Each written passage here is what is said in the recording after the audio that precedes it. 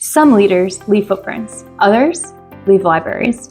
You're tuning into the Authors on Mission podcast, where industry giants become literacy legends. In every episode, we talk with authors who turn their brilliance into books that transform lives. I'm Danielle Hutchinson, your host and Chief Creative Officer at Authors on Mission. Welcome to your authorship experience.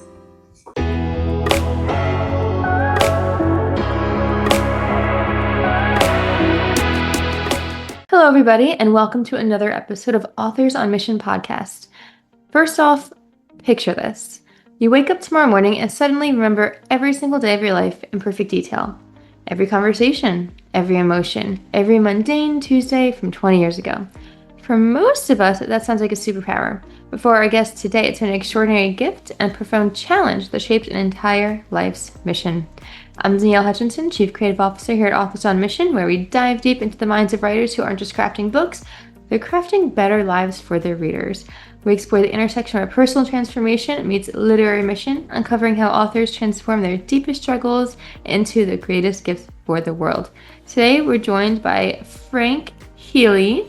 He has transformed the extraordinary gift of his into a mission of healing, authoring books like Happy Every Day, Simple Steps to a Life of Fulfillment, and Stoicism for Resilience, a modern guide to inner peace. His work bridges the gap between ancient wisdom and modern psychology, offering readers practical tools forged in the unique crucible of a mind that never forgets. Frank's story is truly compelling because he's somebody who can remember every moment, good or bad, and he carries the weight of it with him and is able to help us also learn paths to resilience and joy. So settle in, get comfortable, and get ready for an amazing conversation with Frank Healy. Frank, welcome to the show. Yes, it's a pleasure to be here.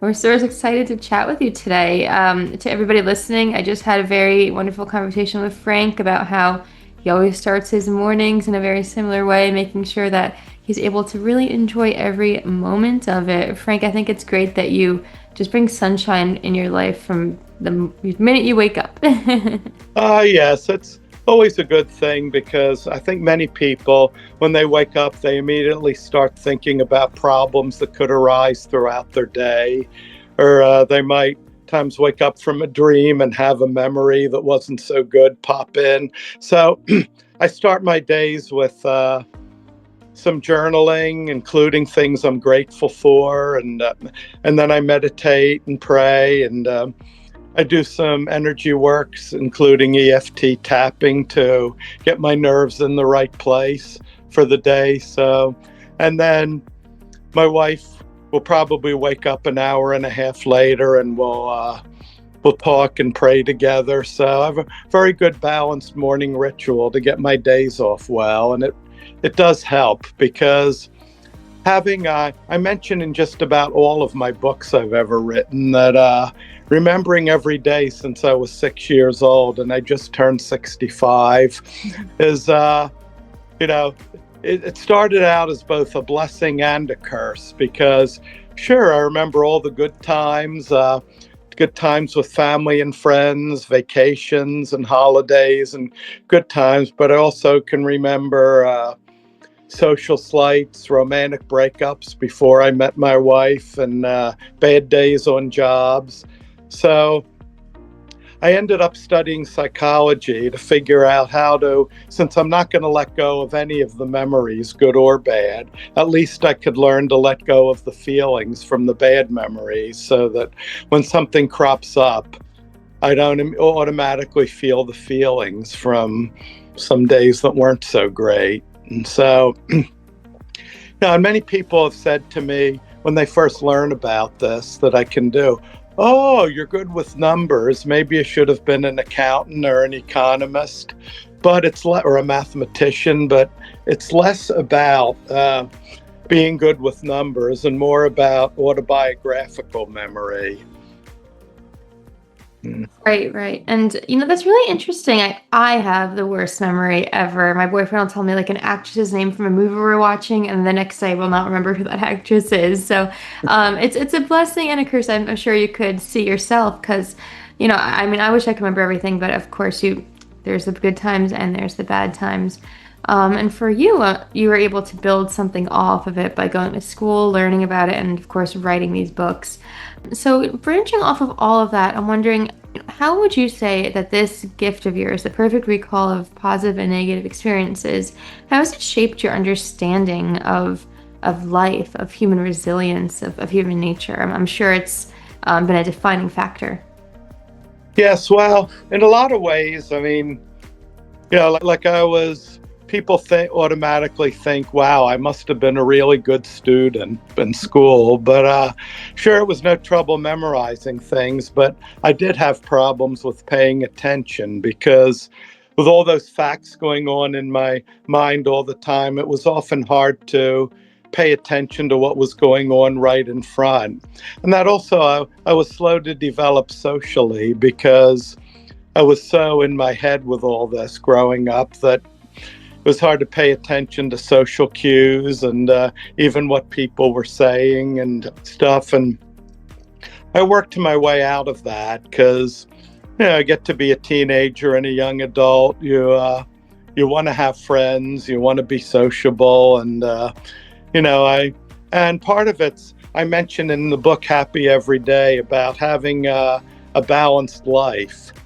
I gave some examples of people who balanced their work time and their family time, or when they had too much work to do, it was stressful, they delegated. And so there was that. So I learned how to be sociable, and the psychology I learned how to let go of the bad feelings from the bad memories.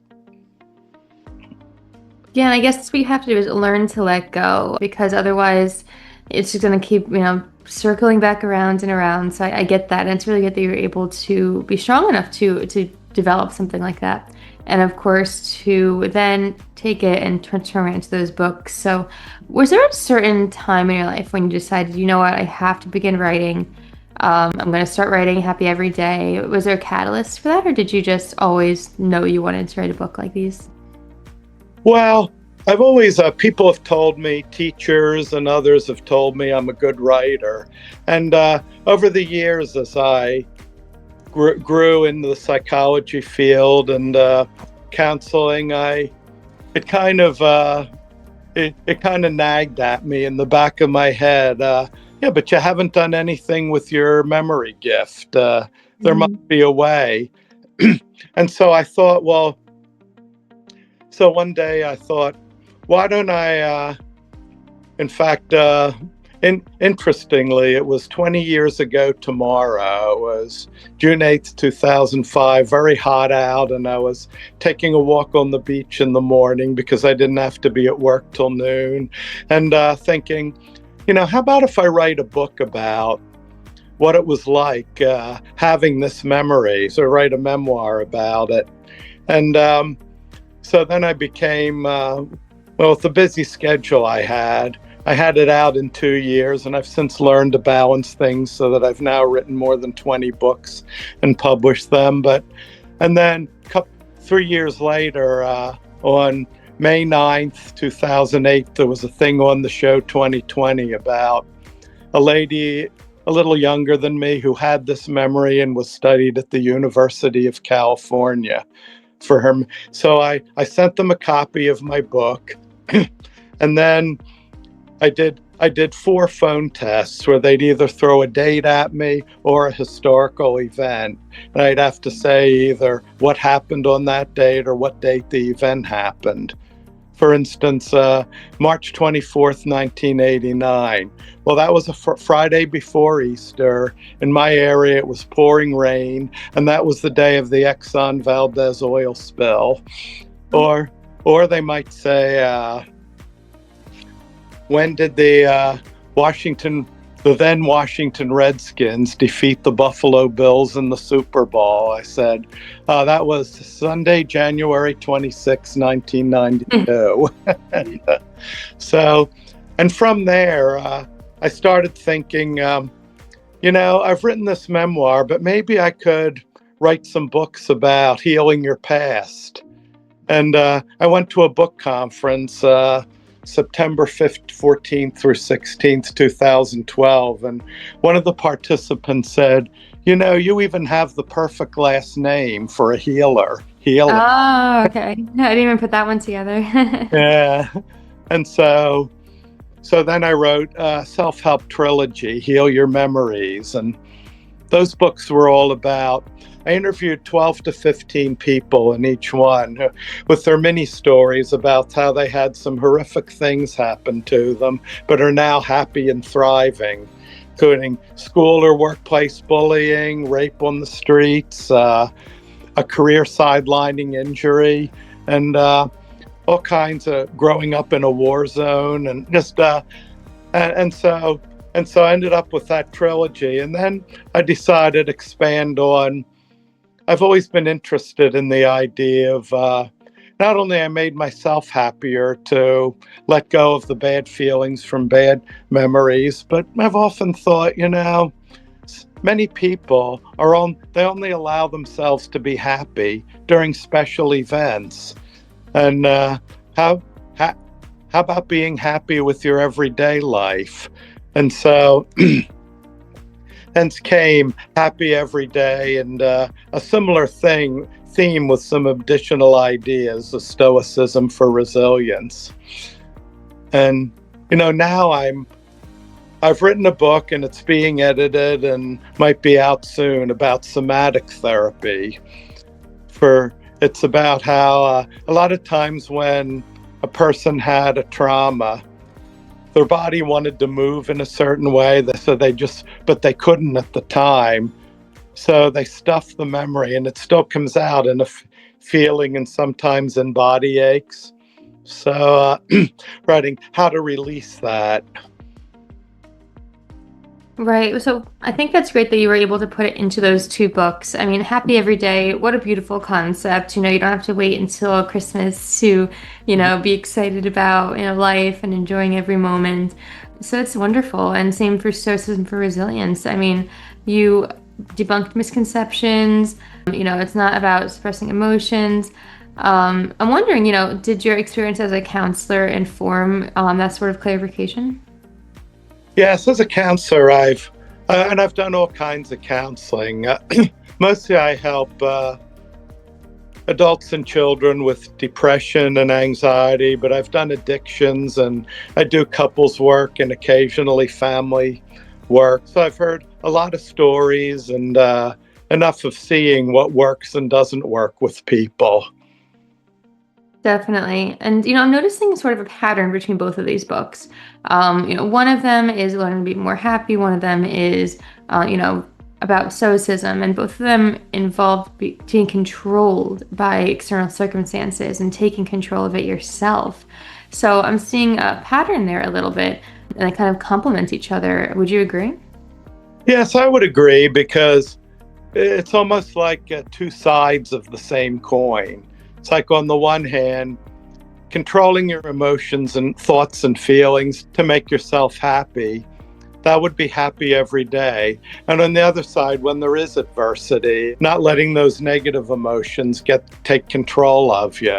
Because people who don't really know about Stoicism, that they hear about it, they think it's like being a robot, going through your days not having any feelings. But it's not that. It's more about, if something does go wrong, keeping an even keel, but you can still and there's something to be said for even just having mild feelings, or you can just take it like I did most of the time. Sure, still experience your happy feelings. And when you have an unhappy feeling, such as depression, anxiety, anger, and all the different things, different terms that describe those feelings, you can acknowledge that it's there, but don't just deny it and stuff that, but acknowledge that it's there, and then take steps to let it go. And I think the core of this is really self-love. It's like, do you care about, when you love another person, you don't want to see them sad or angry or anxious day after day after day. So give yourself that same loving treatment. Exactly. Yeah, you have to have self-love for any part of this, certainly. Yeah. Otherwise, what are you doing it for after all? So yeah, I can see how this is all part of a larger pattern. I'd love to talk a little bit more about the writing process for these. I mean, you have so many memories. I'm sure it was very hard to kind of narrow down exactly which stories to put into these books. Was there a certain process that you went through in order to decide the content that you would include? Well, for the Heal Your Memories, well, the first one I got a lot of people from who were at the writing conference. Mm. Hey, and and I also took this young lady that I read about in my local paper who had been bullied a lot in school, and now as a college grad she was in the National Speakers Bureau and giving anti-bullying talks in schools and conferences. And then for the other two I used Harrow, help a reporter out. I advertised for people to come and I got a lot of responses. So it's been so that's how I wrote those books. But I thought they're not just mini stories for inspiration. That's a good part of it, but also some techniques, some mostly techniques where you get into a meditative state and do some things to control your feelings. And for Happy Every Day and Stoicism and a lot of my later writings, including Stress-Free Success is another one about how to strive for success in your goals but without a lot of stress. So a lot of the ideas that I've learned and through experience over the years with clients and people I know, as well as my own, and just put my ideas into it. Now, as far as I know, in the past couple of years, there's been a rage about AI and Chat GTP. Well, I like to keep things in perspective. Like I use it for what it's useful for, but I put my own ideas into my books, and I might use that to help create an outline of chapters and stuff. I edit and make sure it's my own style of writing and my own thoughts, because there's certain things that artificial intelligence Oh, can't yeah. pick up. Definitely. Yeah, there's always the error of robot trying to use a robot to write a human's book, especially when it comes to something as personal as this, as happiness and resilience and all in between. So it's good that you're able to have a balance between AI and human. I'm wondering, do you have any other tips on that regard for the writers out there today? Well, I think if you have an idea, the first thing to do would be to dwell on it anywhere from about a week to a month and keep a journal handy, whether you use Word or Notepad or the old-fashioned way with writing in a notebook, which I think is still good. And when you have your ideas, get them down, and after that, and some people will write their ideas on stickies and keep them in a certain spot, and then start writing it with a very freelanced manner, just what pops into your head. And in fact, I even talk in my book, write in my books about a flow state, where flow is where you get so engrossed in what you're doing that you're not conscious of anything else and everything just flows. But got to be careful about flow, because you can get so engrossed that you might not notice if there was a fire in the next room or something, and you often lose track of time too. But it's a good thing because it helps you write. And then after you've written everything freestyle, then either begin to organize it or get someone to help you if that's not your thing. I know I love writing, but I'm not a big fan of organizing everything and editing, so I get help for that. Right, right. It's good to always have a team on your side, especially when it does come to editing. What was that editing process like for you? I mean, I'm sure with your gift, did you remember everything? I wonder if that caused any conflicts with the editors, like, oh no, like it needs to be said this way or something like that. I'm not sure. Well, it might have. Well, it did so cause some conflicts, but nothing that ended up in imbroglio or any heated arguments or anything. Like, especially with historical events, I'd be like, "Oh no, it happened this way." In fact, it happened this way because the editor doesn't see the final product; they just help you with it. So a lot of times, the editor, it would be kind of a bi-directional, back and forth. Like, people would edit, and when my wife has had time, she's helped edit things too, and it's like back and forth. So they'll edit something, and I'll say yes, but then this, and until we both feel like there's nothing left to edit, it's as good as it's going to be. Definitely right. And you got to get as close as you can to perfection, of course. That's what the writing process is all about, and the editing process too. These books don't just come from your own experiences, by the way, right? I looked and I saw that you actually interviewed between 12 and 15 people for each book in this whole trilogy here. What was that interview process like for you? How did it shape your writing? Well, it was interesting. I mean, everybody was very cooperative, and the attitude, I think I learned from that experience that people do love to talk about themselves. It's like they like to be featured, so everyone was incredibly cooperative. I remember one person I interviewed for one of those books, I had to tell her that I think our interview strayed too far from the main theme of the book. So, but other than that, it's they were cooperative and thrilled to get their copies. In fact, one time I sent a copy of the manuscript to one of them, and he was so thrilled to get it that it took me to notice that, oh, wait a minute, that I sent you the wrong one. That's the one that hadn't been edited yet. But he even seemed to care. So it's it's if any authors who are going to interview people for your books, you will get a lot of cooperation. Now, sometimes you might ask somebody just that you think would be a good fit, and they wouldn't be interested. May want to keep it private, but for the most part, it was great cooperation.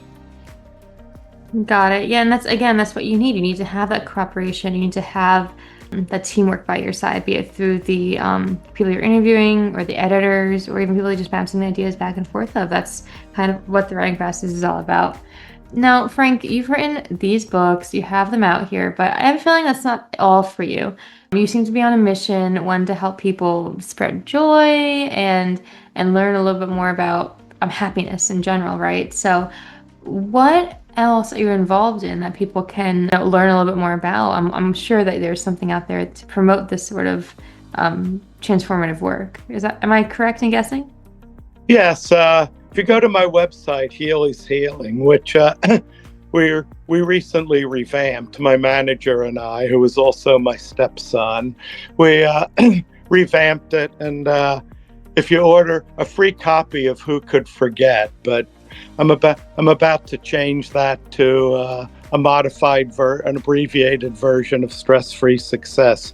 You'll get on my mailing list, and you'll get some maybe two to four emails a week. But I try hard not to pressure people. Just some of the newsletters and the websites, they'll encourage you to buy books, but no pressure or anything. And I also am thinking a lot of my books, probably when I retire in a couple years and have more time for this, I'm going to create some online courses to supplement the books. For instance, I have some books on emotional intelligence and how to develop that and how to apply it and how to and have ways to heal yourself from the past. So it's a lot, and I might even give speeches and all after I retire. And I do a lot of podcasts, and well, there's something else in the works which I'm not free to talk about right now, but when it materializes, Danielle, I'll give you a call back and maybe we could do a show about that. Oh, please. Yeah, that sounds wonderful. Any new updates, especially because, you're so inspiring and you've gone through so much with everything here. Of course, whenever it's ready to go, I'd be more than happy to have you back on. Where can everybody best get in touch with you? Just keep up to date. You mentioned a website. What exactly are those links that we can click over to? Well, it's www.healyshealing.com. I use that suggestion that I told you about from the seminar back in 2012, my last Right. name. And, you can go there and you could also, feel free to, I have a page which I'm revamping on Facebook. It's now called Phenomenal Memory, but I'm changing that up too. But if you want to get in touch with me directly, my email is healysheal1@msn.com, like Healy's Healing, all lowercase, HEALYSHEAL, then the number 1 @msn.com. Perfect. Well, we're going to put those links in the description box of this podcast today. So if you're listening and you're inspired, click on over and I'm sure Frank would be more than happy to welcome you into his circle of happiness and influence. So Frank, I'm wondering, as we begin to wrap up today, do you have any other tips for the authors out there? Any writerships they should be holding on to as they pursue their own writing adventures after this? Well, yes, I've been in some and still I'm in some Facebook groups and support groups for writers. Currently, I'm in digital retirement where you can learn all about book advertising, and a couple names, Michelle Culp, she's in charge of that. And I'm also sometimes connect with Brian Cohen, who teaches you how to write really good Amazon ads. And so I would suggest checking out writers groups on Facebook, and also if you go online or look in your local papers. There's writer support groups in a lot of communities. I used to be in the one that's here in Cape May County, New Jersey, where I live. Except I was there because it used to meet on one Tuesday night a month. We go over each other's stuff and critique it that we've written. So then they changed it to afternoons. So, but I think I have enough support, and it can be a good feeling to support other writers too. Got it. Okay, well, wonderful. I appreciate that. I think that's incredible. And honestly, thank you so much for everything that you've offered us today. It's been an incredible conversation. I'm struck by the weight of everything that you've been carrying, every emotion you felt, every challenge. But you've decided to live your life helping others to find peace and lightness and happiness. So that's just really incredible that you do that. Thank you. So everybody else out there today, please just go check out Happy Every Day and Stoicism for Resilience and all other of Frank's work. They're more than guides, they're blueprints from somebody who's lived through every day and remembers it with stunning clarity. It's the kind of credibility that can't be made up. It's all, it's right there for you. So again, go ahead and check out all of Frank's resources through the description box of this podcast today. And to everybody in our Authors on Mission community, Frank's story reminds us that our greatest challenges are our greatest gifts to the world. So if you are also dealing with difficult memories or seeking daily happiness or looking to build some emotional resilience, just remember that transformation is possible. Just do it one day at a time. So Frank, thank you so much for joining us for this podcast. It's been incredible. Yes, it's been a pleasure to be here. Thank you for having me on, Danielle. Thank you for coming on. And to our listeners, until next time, keep writing your mission, keep sharing your gifts, and remember that the world needs the book only you can write. We'll see you next time on Authors on Mission podcast. This is Danielle Hutchinson reminding you that somewhere, someone needs the book that only you can write. Visit authorsonmission.com to start your legacy. Until next time, keep leading, keep inspiring, and keep thinking in chapters. Have a great day.